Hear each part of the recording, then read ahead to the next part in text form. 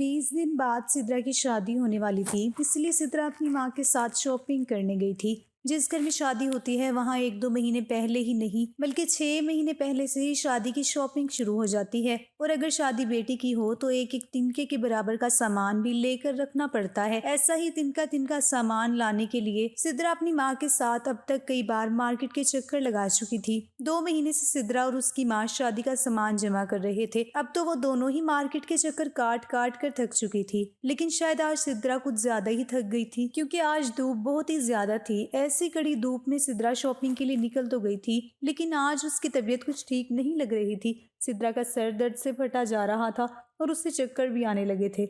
उसने अपनी माँ से कहा, माँ आज मेरी तबीयत कुछ ठीक नहीं लग रही है और मुझे चक्कर भी आने लगे हैं। जब सिद्रा की तबीयत ज्यादा ही बिगड़ने लगी तो उसकी माँ उसे डॉक्टर के पास ले गई। सिद्रा की माँ को भी ऐसा लगा कि शायद गर्मी की वजह से सिद्रा को चक्कर आ रहे हैं, या फिर हो सकता है शादी की ज्यादा भाग दौड़ की वजह से उसकी तबीयत खराब हो रही है। डॉक्टर ने सिद्रा का चेकअप किया और कुछ टेस्ट भी लिख कर दिए थे, लेकिन अगले दिन जब सिद्रा के हाथ में अपनी रिपोर्ट आई तो उसके पैरों तले से जमीन खिसक गई थी। सिद्रा को ऐसा लगा कि जरूर डॉक्टर से कोई गलती हो गई है। सिद्रा की माँ का तो ऐसा हाल हो गया था कि वो हैरत से आंखें फाड़ कर कभी डॉक्टर की तरफ देखती तो कभी अपनी बेटी सिद्रा की तरफ देखती। सिद्रा को ऐसा लग रहा था जैसे वो अभी के अभी जमीन में धंस जाएगी, क्योंकि बिना कुछ किए ही वो अपनी माँ की नजरों में कसूरवार साबित हो चुकी थी। इतनी बड़ी बात को बर्दाश्त करते हुए सिद्रा बड़ी मुश्किल से घर तक पहुंची थी। सिद्रा की माँ भी पूरा रास्ता चुप ही रही और उन्होंने रास्ते में सिद्रा से एक लफ्ज भी नहीं कहा था। लेकिन जैसे ही वो दोनों घर पहुंचे तो सिद्रा की माँ रोने लगी और कहने लगी, ये क्या कर दिया तूने सिद्रा,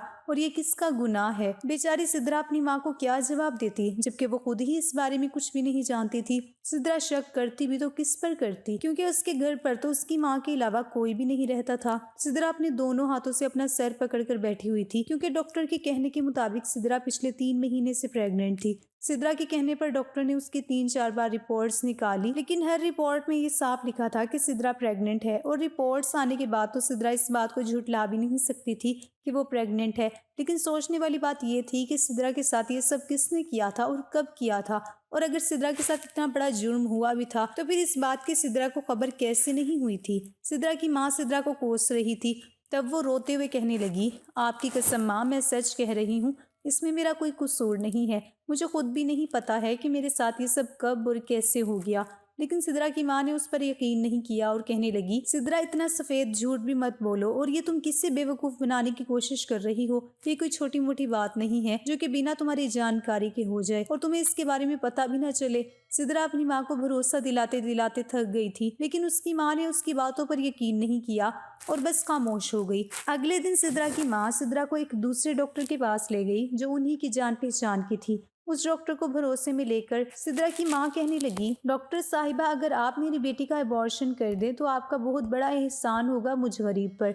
तब उस डॉक्टर ने कहा कि आपने आने में देर कर दी है, अब तो 3 महीने पूरे हो चुके हैं, फिर भी मैंने आपकी बेटी का पूरा चेकअप किया है। अगर इस वक्त अबॉर्शन किया गया तो सिद्रा की जान को भी खतरा हो सकता है। अब तो सिद्रा के पास उस बच्चे को जन्म देने के अलावा और कोई चारा ही नहीं था, और ऊपर से सिद्रा की शादी भी नजदीक आ रही थी। सिद्रा जानती थी कि अगर उसके होने वाले शोहर को इस बात का पता चल गया तो वो उसे पूरी दुनिया में बदनाम करके रख देगा।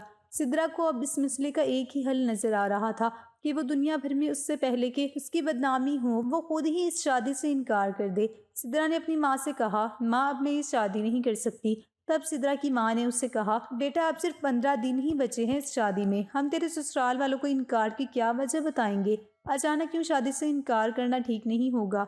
तब सिद्रा ने कहा, माँ, शादी के बाद तो ये बात सबको पता चल ही जाएगी, उसके बाद वो लोग मुझे धक्के मारकर अपने घर से बाहर निकाल दें, इससे तो अच्छा है कि मैं ये शादी ही ना करूं। तब उसकी माँ ने कहा, लेकिन हम लोगों से कहेंगे क्या, हमारे पास इनकार करने की कोई ठोस वजह भी तो नहीं है। सिद्रा को भी कुछ भी समझ नहीं आ रहा था कि अब उसका क्या हल निकाला जाए, क्योंकि सिद्रा के साथ जिसने भी ये घिनौना काम किया था फिलहाल तो वो सिद्रा की नजरों से छुपा हुआ था। वो दुनिया भर में बदनाम नहीं होना चाहती थी, इसलिए वो अपना सामान बांधकर दूसरे शहर रहने चली गई, जहां उसे और उसकी माँ को कोई भी नहीं जानता था। पहले तो सिद्रा की माँ ने बहुत मना किया कि वो अपना घर बार छोड़कर कहीं नहीं जाएंगी, लेकिन आखिर में उन्हें सिद्रा की जीत के आगे झुकना ही पड़ा और सिद्रा अपनी माँ को लेकर दूसरे शहर चली गई। सिद्रा ने इंटीरियर डिजाइन में डिप्लोमा किया हुआ था, इस वजह से उसे दूसरे शहर जाते ही एक अच्छी सी नौकरी मिल गई थी। जिस लड़के से सिद्रा की शादी होने वाली थी वो उसकी पहली वाली कंपनी में उसके साथ ही काम करता था। पहली नजर में ही एक दूसरे से मोहब्बत हो गई थी और फिर बाद बात शादी तक पहुंच गई थी। सिद्रा के घर में उसकी मां के अलावा और कोई भी नहीं था,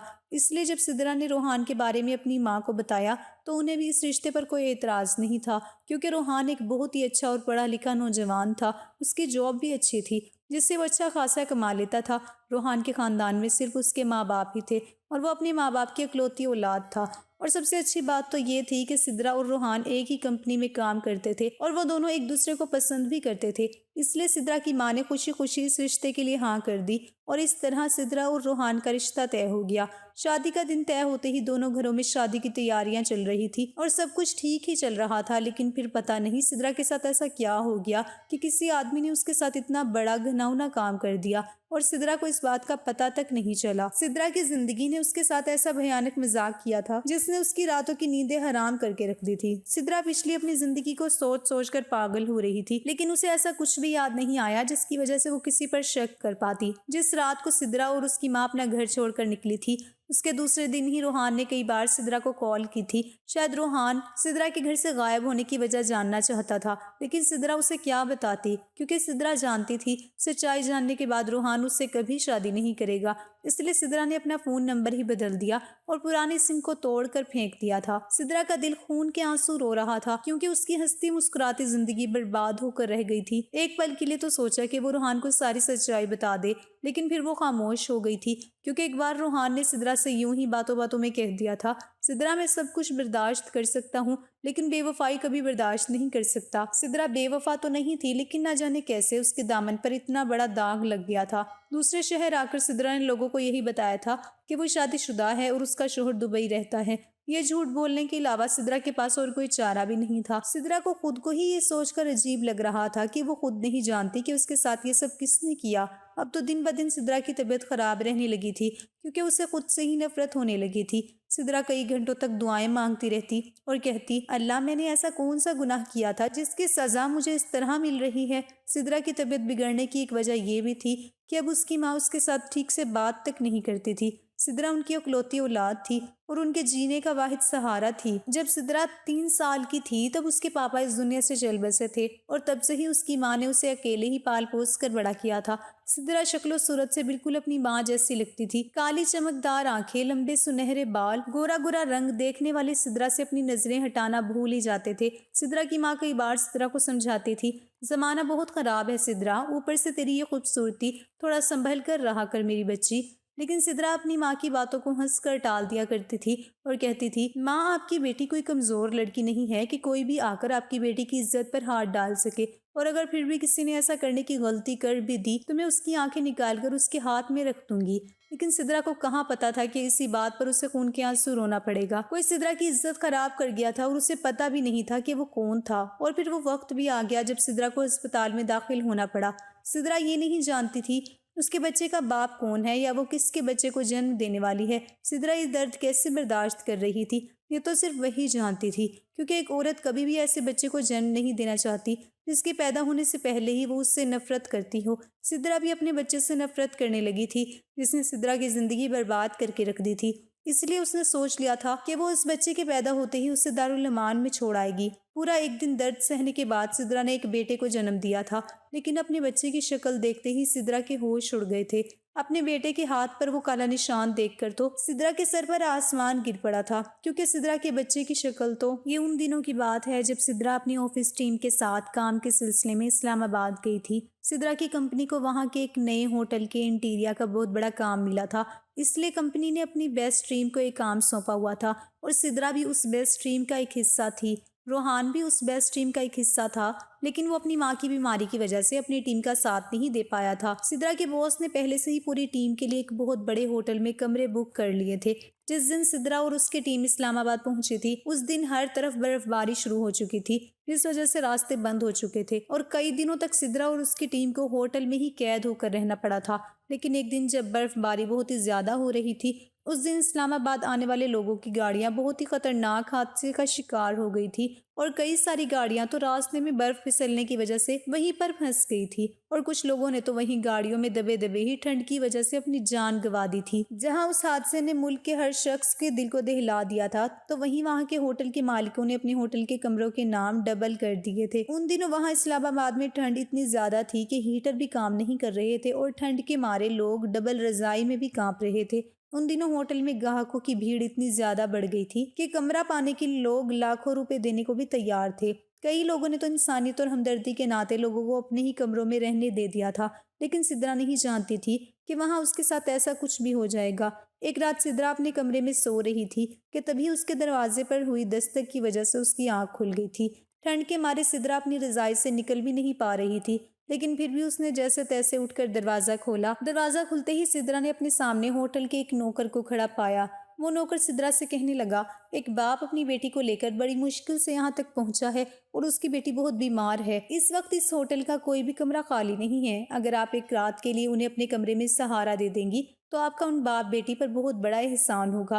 पहले कुछ देर के लिए तो सिद्रा सोच में पड़ गई कि वो क्या करे और क्या ना करे, लेकिन फिर इंसानियत के नाते सिद्रा ने उन बाप बेटी को अपने कमरे में रहने की इजाजत दे दी थी। कुछ देर बाद तकरीबन 30 साल का आदमी अपनी 6 साल की बच्ची को गोद में लिए सिद्रा के सामने खड़ा था।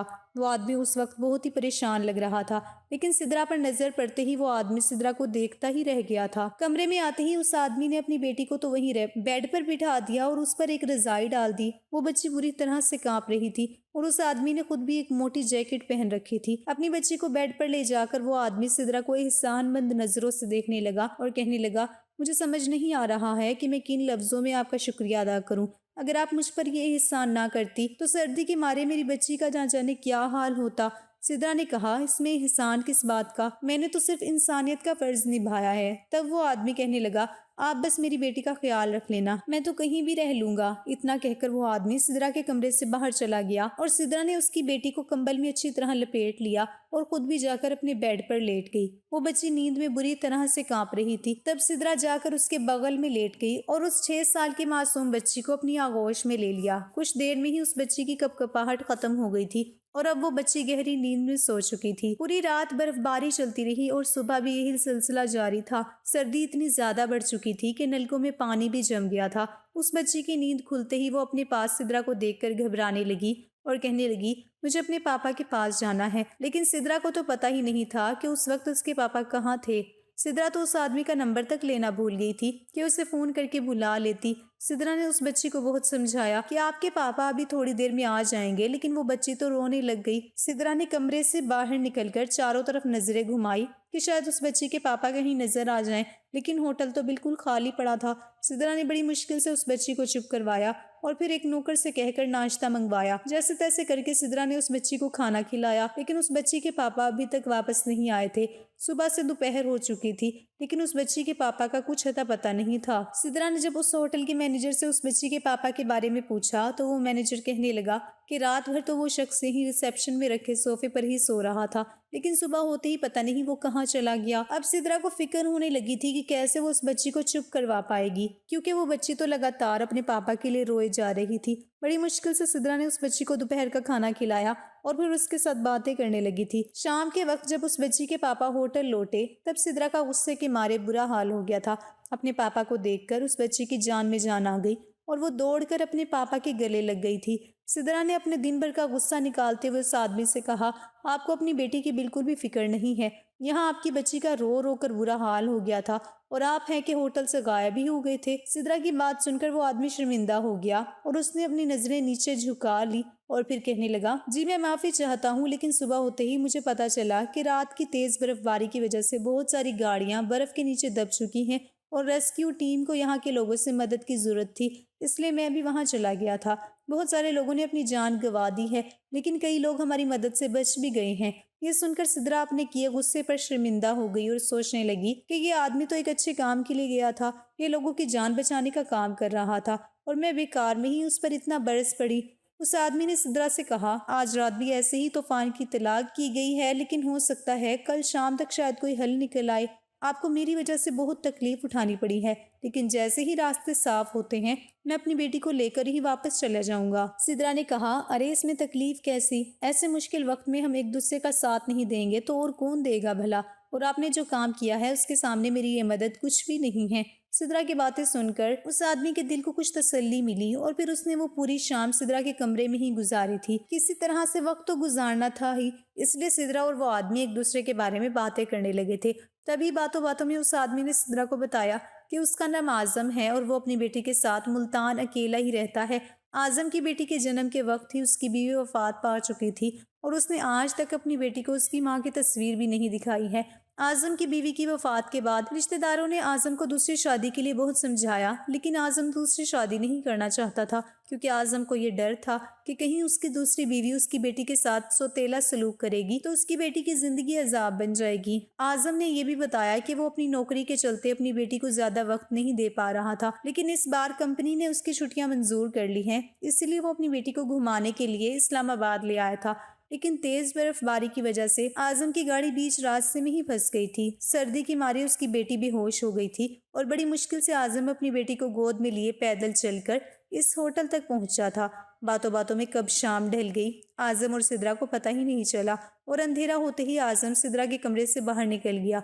तूफानी बर्फबारी की वजह से फोन के नेटवर्क भी नहीं मिल रहे थे कि तभी सिद्रा ने अपने फोन में देखा तो रोहान के कुछ मैसेज और उसकी माँ की मिस कॉल दिखाई दी थी। रोहान मैसेज में सिद्रा का हाल चाल पूछ रहा था और सिद्रा के लिए बहुत परेशान भी था क्योंकि रोहान को भी इस्लामाबाद के हालात के बारे में पता चल चुका था। रोहान ने अपनी मैसेज में ये भी लिखा था कि सिद्रा की माँ उसके लिए बहुत परेशान है, तो अगर नेटवर्क मिलता है तो एक बार सिद्रा अपनी माँ से बात जरूर कर ले। रोहान के मैसेज पढ़कर सिद्रा भी अपनी माँ के लिए बहुत परेशान हो गई थी क्योंकि फ़ोन के नेटवर्क ना मिलने की वजह से उसकी अपनी माँ से फ़ोन पर बात नहीं हो पा रही थी। आजम की बेटी को सुलाने के बाद सिद्रा ने अपने कमरे की खिड़की से पर्दा हटाया ताकि शायद फ़ोन में नेटवर्क आ जाए तो सिद्रा अपनी माँ को फ़ोन करके अपना हाल चाल बता सके, लेकिन उस वक्त भी हल्की हल्की बर्फबारी हो रही थी और फ़ोन में अभी भी नेटवर्क नहीं मिल रहा था। सिद्रा ने हल्की सी बाहर नज़र डाली तो होटल से कुछ दूरी पर लोग अपने फ़ोन पर बात कर रहे थे। सिद्रा ने सोचा हो सकता है वहाँ पर नेटवर्क मिल रहा हो तो वो भी वहाँ जाकर अपनी माँ से थोड़ी सी बात कर ले और अपना हाल चाल भी बता दे ताकि उसकी माँ के दिल को सुकून मिल जाए और वो रात को थोड़ा चैन से सो पाए। यही सब सोचते हुए सिद्रा ने अपनी गर्म शाल उठाई और कमरे से बाहर निकल गई। उस वक्त रात के 10 बज रहे थे, लेकिन फिर भी होटल में सन्नाटा छाया हुआ था क्योंकि सर्दी की वजह से सब अपने अपने कमरों में घुसे हुए थे। सिद्रा जब होटल से बाहर निकल रही थी तब उसने देखा कि कई लोग तो रिसेप्शन एरिया में ही अपने बिस्तर लगाकर लेटे हुए थे, जिसमें उस बच्ची के पापा भी शामिल थे। सिद्रा ने कोने में लेटे हुए आजम पर एक नजर डाली और फिर होटल से बाहर निकल गई। सिद्रा को तो बस कुछ भी करके एक बार अपनी माँ से बात करनी थी ताकि वो पुरसुकून हो जाए। सिद्रा से तो पहले से ही ज्यादा ठंड बर्दाश्त नहीं होती थी और यहाँ तो उसे मोटे मोटे कपड़ों में भी बहुत ज्यादा ठंड लग रही थी। होटल के बाहर कदम रखते ही हर तरफ बर्फ थी। सिद्रा ने अपना मोबाइल ऑन किया लेकिन नेटवर्क अभी भी नहीं मिल रहा था, लेकिन शायद 1 मील की दूरी पर अभी भी कुछ लोग मोबाइल पर बात कर रहे थे, इसलिए सिद्रा भी उसी तरफ जाने लगी। सिद्रा उस तरफ जाते हुए बार बार अपना मोबाइल भी देख रही थी कि अगर कहीं नेटवर्क मिल जाए तो वो वहीं रुककर अपनी माँ से 2 बातें कर ले और फिर जल्दी ही अपने होटल में लौट जाए क्योंकि वो मुश्किल से ही बर्फ पर चल पा रही थी। पूरा आधा घंटा चलने के बाद सिद्रा उस जगह पहुंची थी जहाँ थोड़ा बहुत नेटवर्क मिल रहा था। सिद्रा ने जल्दी से अपनी माँ को फ़ोन लगाया तो उसकी माँ ने सिद्रा के लिए अपनी फिक्र जताते हुए कहा, तू कैसी है बेटा और इस वक्त तू कहाँ से बात कर रही है। सिद्रा ने अपनी माँ को जल्दी जल्दी में सिर्फ इतना ही कहा, माँ मैं ठीक हूँ और आप मेरी फिक्र बिल्कुल ना करें, यहाँ नेटवर्क ना मिलने की वजह से मैं आपको फ़ोन नहीं कर पाई थी। सिद्रा अपनी माँ से बात कर रही थी तभी बर्फबारी और भी ज़्यादा तेज़ हो गई। सिद्रा को ऐसा लग रहा था जैसे बर्फ़ के गोले उसके सर पर गिरने लगे हैं, इसलिए सिद्रा ने अपनी माँ से कहा, चलो ठीक है माँ अब मैं फ़ोन रखती हूँ क्योंकि यहाँ बर्फबारी बढ़ने लगी है और अब मुझे होटल वापस जाना होगा। सिद्रा ने जल्दी से फ़ोन कट किया और तेज कदमों से चलती हुई होटल की तरफ बढ़ने लगी, लेकिन बर्फबारी की वजह से सिद्रा के हाथ पैर कांपने लगे थे और पैरों में ठंड लगने की वजह से सिद्रा से चला भी नहीं जा रहा था। सिद्रा के हाथ पैर सुन्न हो चुके थे, अब तो वो सांस भी ठीक से नहीं ले पा रही थी। वो जल्द से जल्द अपने कमरे तक पहुंचना चाहती थी, लेकिन फिर अचानक ही एक जगह सिद्रा के पैर बर्फ में जाकर फंस गए थे। सिद्रा ने अपने आप को उस बर्फ से निकालने की बहुत कोशिश की, लेकिन सिद्रा के पैर निकल ही नहीं रहे थे और फिर ज्यादा ठंड लगने की वजह से सिद्रा वहीं मुंह के बल पड़ी रही और बर्फबारी की तेजी भी बढ़ने लगी थी। ऐसा लग रहा था जैसे आसमान से गिरती हुई बर्फ हर चीज को अपने आप में समेट रही थी और उसी बर्फ में सिद्रा भी फंसती जा रही थी। ठंड की वजह से सिद्रा के हाथ पैर काम करना बंद कर चुके थे। सिद्रा उस बर्फ से बाहर निकलने की कोशिश कर रही थी, लेकिन उसे ऐसा महसूस हो रहा था जैसे उसके हाथ और पैरों में जान ही नहीं बची है। अब तो सिद्रा से ठंड भी बर्दाश्त नहीं हो रही थी, इसलिए वो बार बार उठने की कोशिश कर रही थी, लेकिन हर बार वो नाकाम हो गई। बर्फबारी तेज होते ही आसपास खड़े होकर फोन पर बात कर रहे सभी लोग अपने अपने होटल पर वापस जाने लगे थे। अब तो सिद्रा को आसपास कोई दिखाई भी नहीं दे रहा था, सिर्फ सिद्रा ही अकेली वहां बर्फ में फंसी हुई थी। अब सिद्रा को अपनी मौत अपने सामने नजर आ रही थी, इसलिए उसने अपनी आंखें बंद कर ली। कुछ देर बाद सिद्रा बेहोश हो गई और जब उसे होश आया तो उसका पूरा जिस्म आग की तरह जल रहा था। सिद्रा के पूरे जिस्म में दर्द हो रहा था और दर्द के मारे वो तड़प रही थी। सिद्रा ने जब अपनी आंखें खोली तो उसने अपने आप को अपने होटल के कमरे में पाया था। वो उस बच्ची के पास ही बैठी थी और वो सिद्रा के हाथों को सहला रही थी। उस बच्ची का बाप आजम भी सामने सोफे पर बैठा हुआ था, लेकिन उसकी नजरें नीचे झुकी हुई थी। सिद्रा ने उठने की कोशिश की तो वो बच्ची अपने पापा को पुकारने लगी और कहने लगी, पापा पापा देखो आंटी उठ गई। अपनी बेटी की बात सुनकर आजम एकदम से चौंक उठा था, शायद वो किसी गहरी सोच में गुम था। आजम सोफे से उठकर सिद्रा के पास गया और उसकी खैरियत पूछने लगा और कहने लगा कि मैंने आपको होटल से बाहर जाते हुए देख लिया था और मुझे ऐसा लगा कि आप किसी काम से बाहर गई हैं, लेकिन बहुत देर तक जब आप वापस नहीं आई तो मुझे आपकी फिक्र होने लगी थी, इसलिए मैं आपको ढूंढने के लिए बाहर निकल पड़ा और थोड़ी ही दूरी पर आप मुझे बर्फ पर बेहोश नजर आई थी। आप अपने होश में नहीं थी, इसलिए मैं आपको उठाकर आपके कमरे में ले आया था। इतना कहकर आजम खामोश हो गया, लेकिन सिद्रा ने उसका शुक्रिया अदा किया कि आजम ने उसकी जान बचा ली थी। लेकिन सिद्रा को ये नहीं पता था कि उस दौरान आजम सिद्रा के साथ क्या कुछ कर चुका था, क्योंकि उस दिन सिद्रा को होश पूरे 3-4 घंटे बाद आया था। अपने गुजरे हुए पलों से बाहर निकलने के बाद सिद्रा अस्पताल में बैठी अपने बच्चे को देख रही थी। उस बच्चे के नैन नक्श बिल्कुल उस बच्ची और उस बच्ची के बाप आजम जैसे थे। ये बच्चा आजम का ही है। इसका सबसे बड़ा सबूत तो ये था कि उस बच्चे के हाथ पर भी बिल्कुल वैसा ही काला निशान था जो उस बच्ची के हाथ पर था और आजम के हाथ पर भी था। इन सब का यही मतलब था कि वो शख्स ही था जिसने सिद्रा के साथ उस रात ये घिनौना काम किया था जब वो बेहोश हो गई थी। लेकिन उस वक्त सिद्रा इस बात से बिल्कुल बेखबर थी। सिद्रा को यह देखकर एक बार भी कोई शक नहीं हुआ कि उस रात के बाद आजम सिद्रा से नजरें नहीं मिला पा रहा था। शायद इसीलिए वो सिद्रा से बार बार अपनी गलती की माफ़ी मांगते हुए कह रहा था कि मुझे माफ़ कर देना, मैं मजबूर था। सिद्रा तो यही समझ रही थी कि आजम ने उसे बचाने के लिए बिना उसकी इजाज़त के उसे छुआ था, इसलिए वो ऐसी बातें बोल रहा है। सब कुछ ठीक होने के बाद अगले दिन शाम तक सारे रास्ते खोल दिए गए थे और आजम भी अपनी बेटी को लेकर वापस जा चुका था। सिद्रा का काम खत्म होते ही वो भी कुछ दिनों बाद वापस लौट आई थी, क्योंकि बर्फबारी का तूफान रुकने से उनका काम करना आसान हो गया था। सिद्रा के घर वापस लौटते ही रोहान के घर वालों ने शादी जल्दी करवाने की रट लगा ली थी। उसे वापस आने के बाद शादी की तैयारियों में 3 महीने कैसे गुजर गए थे सिद्रा को तो इसका पता ही नहीं चला। लेकिन अब अपनी गोद में अपने बच्चे को देखकर सिद्रा को अब सब याद आ गया था। सिद्रा अपने बच्चे को देखकर फूट फूट कर रोने लगी और सोचने लगी, कैसा एहसान फरामोश था वो इंसान। सिद्रा ने उसे रहने के लिए अपना कमरा दिया, उसकी बच्ची की देखभाल की और उसने सिद्रा की बेहोशी का इस तरह से गलत फायदा उठाया था। सिद्रा सोच रही थी कि इससे तो अच्छा होता कि वो मुझे मर जाने देता, क्योंकि जो जिंदगी अब सिद्रा जी रही थी वो तो उसके लिए मौत से भी बदतर थी। अस्पताल से घर वापस आकर सिद्रा ने अपनी माँ को सारी हकीकत बता दी थी। सिद्रा ने अब अपनी जिंदगी से समझौता कर लिया था और डिलीवरी के कुछ महीने बाद ही सिद्रा ने अपने बच्चे को अपनी माँ को सौंप दिया और खुद फिर से नौकरी करने लगी थी। सिद्रा अपने बच्चे को दारुल अमान में नहीं छोड़ पाई, क्योंकि सिद्रा को समझ आ गया था कि जो कुछ भी उसके साथ हुआ था उसमें उस मासूम बच्चे का कोई कसूर नहीं था। और कुछ भी कह लो, आखिर सिद्रा भी एक माँ थी जिसने 9 महीने तक बच्चे को अपने पेट में पाला था, इसलिए वो अपने बच्चे को खुद से जुदा नहीं कर पाई और उसे दिल से अपना लिया। लेकिन घर चलाने के लिए और अपने बच्चे को एक अच्छी जिंदगी देने के लिए सिद्रा का जॉब करना बहुत जरूरी था। इसलिए अपने जिगर के टुकड़े को अपनी माँ के हवाले करके सिद्रा जॉब करने के लिए घर से निकल पड़ी। लेकिन सिद्रा को ये नहीं पता था किस्मत एक बार फिर से उसे आजम के सामने लाकर खड़ा कर देगी। एक दिन जब सिद्रा जॉब से घर वापस लौटी तो सामने उसने आजम को अपनी माँ के साथ बैठे देखा। आजम को अपनी आंखों के सामने देखकर सिद्रा दंग रह गई थी और आजम की बेटी भी उसके साथ ही थी। आज़म ने अपनी हालत ऐसी बना ली थी, उसकी दाढ़ी मूंछ काफ़ी बढ़ गई थी और वह खुद भी कुछ बिखरी सी हालत में था।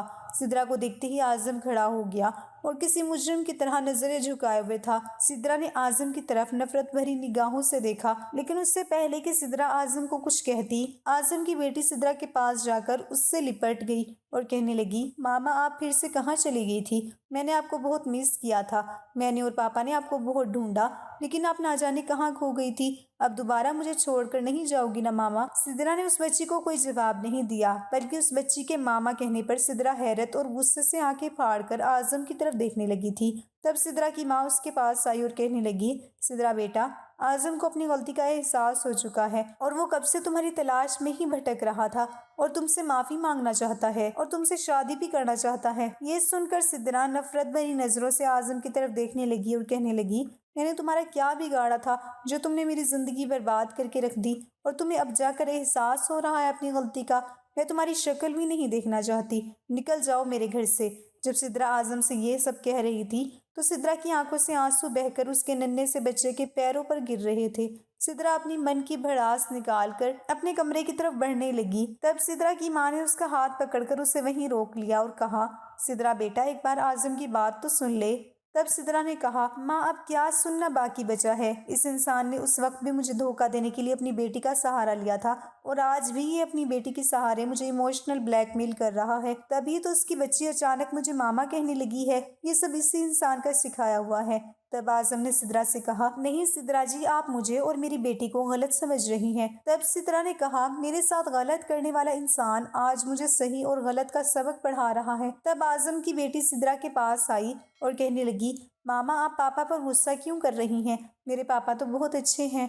तब सिद्रा आज़म की बेटी को अपने से दूर करने गई तो आज़म की बेटी के हाथ से एक तस्वीर फिसलकर ज़मीन पर गिर गई, जिसे देखकर सिद्रा के पैरों तले से ज़मीन घिसक गई। सिद्रा ने ही उस तस्वीर को ज़मीन से उठाया और बड़ी हैरत से कभी तस्वीर की तरफ देखती तो कभी आज़म की तरफ देख रही थी। तब आज़म ने कहा, इतना हैरान मत हो सिद्रा जी, ये तस्वीर आपकी नहीं है, ये तस्वीर मेरी बीवी की है, मेरी निशा की है। मेरी और निशा की लव मैरिज हुई थी और हम दोनों एक दूसरे से बहुत प्यार करते थे।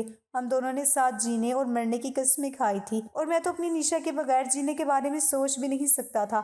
लेकिन निशा ने उस वक्त मेरा साथ छोड़ दिया जब मैं चाहकर भी उसके साथ मर नहीं सकता था और उसकी वजह थी मेरी ये बेटी, जिसकी जिम्मेदारी सौंपते हुए निशा मुझसे वादा लेकर गई थी कि मैं हमारी बेटी को माँ और बाप दोनों का प्यार दूंगा और उसकी आंखों में कभी एक आंसू नहीं आने दूंगा। मैं अपनी बेटी की कसम खाकर कह रहा हूँ सिद्रा जी कि उस दिन जो कुछ भी हुआ वो मैंने जानबूझकर नहीं किया था। जिस रात मैं आपको बेहोशी की हालत में कमरे में लेकर आया था, उस रात आपका पूरा जिस्म ठंड की वजह से नीला पड़ चुका था।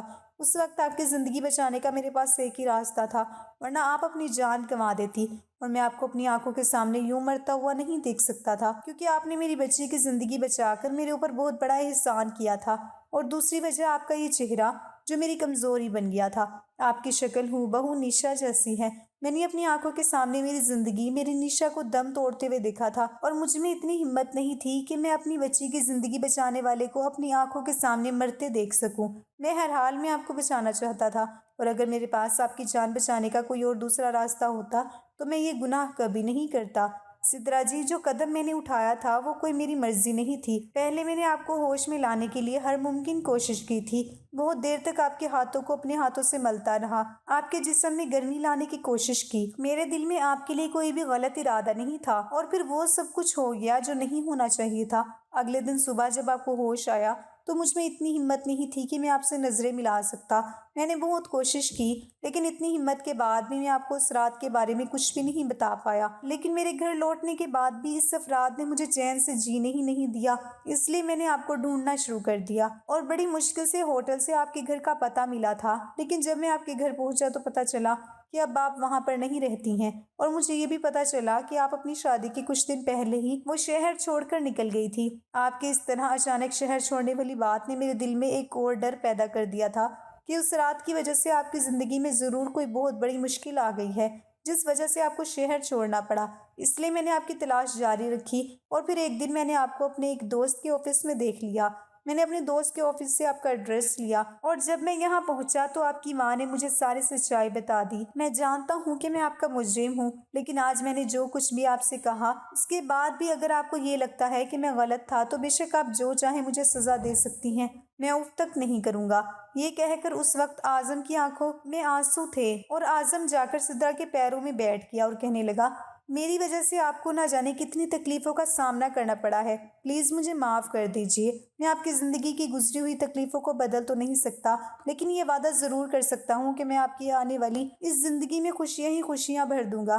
मुझे मेरी गलती सुधारने का एक मौका दे दें। मैं आपसे शादी करके उम्र भर मेरे उस जुर्म की भरपाई करना चाहता हूँ। ये कहते हुए आजम सिद्रा के सामने हाथ जोड़ कर खड़ा था और वो फूट फूट कर रो रहा था। आजम की बातें सुनकर सिद्रा की आंखें भी नम हो गई और उसने आजम के जुड़े हुए हाथों को पकड़ा और उसे माफ कर दिया और फिर बहुत ही सादगी से आजम और सिद्रा की शादी हो गई और सिद्रा दुल्हन बनकर उसके घर आ गई। शादी के बाद आजम ने सिद्रा को इतना प्यार दिया कि वो अपनी गुजरी जिंदगी के सारे गम और सारी तकलीफें भूल गई थी। तो वही सिद्रा की मोहब्बत ने आजम के दिल में निशा और सिद्रा दोनों को प्यार को जिंदा रखा था। आजम और सिद्रा दोनों की एक प्यारी सी फैमिली थी जिसमें एक प्यारी सी बेटी और एक प्यारा सा बेटा है और सिद्रा के चेहरे में निशा की यादें भी जुड़ी हुई हैं।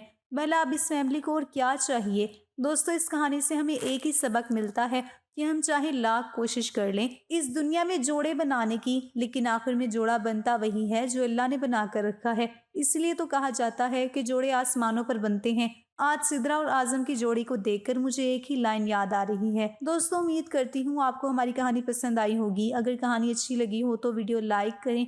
मिलते हैं कल की एक नई कहानी के साथ। अल्लाह हाफिज।